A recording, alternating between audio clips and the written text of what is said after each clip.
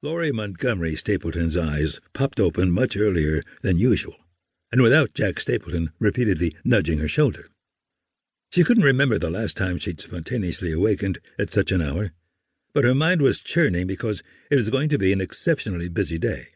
So busy, in fact, that she was going to have to talk Jack, who was still blissfully sleeping next to her, into standing in her stead for at least one of her obligations, and that was not going to be an easy task. A week previous, she'd agreed to go into John Jr.'s school and meet with his fourth-grade teacher, Miss Rossi, and possibly the school psychologist about JJ's supposedly recent disruptive behavior. Apparently there had been some aggressive incidents on the playground during recess and other impulse control episodes.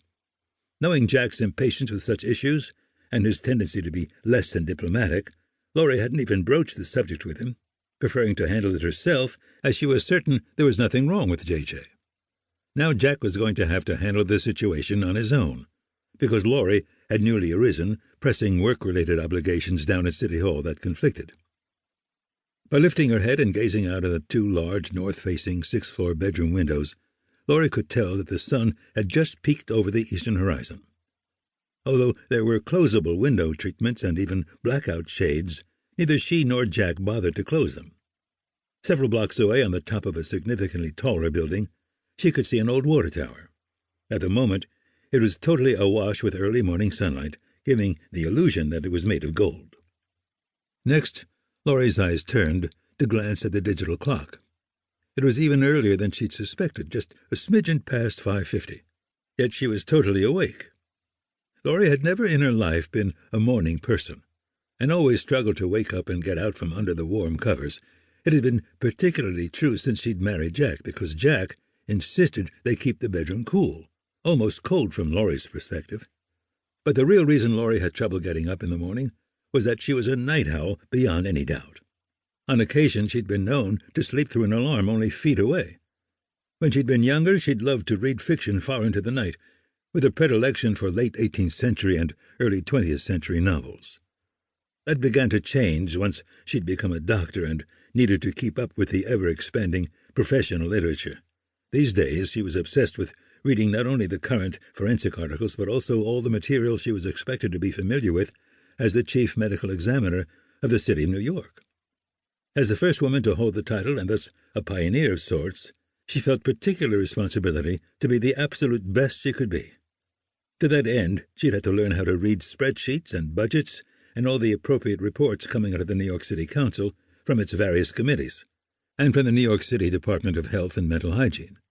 She still sometimes found herself shocked at the sheer volume of documents that landed in her inbox. Despite Laurie's commitment to doing her job well, the jury was still out in terms of how she personally felt about having accepted the position.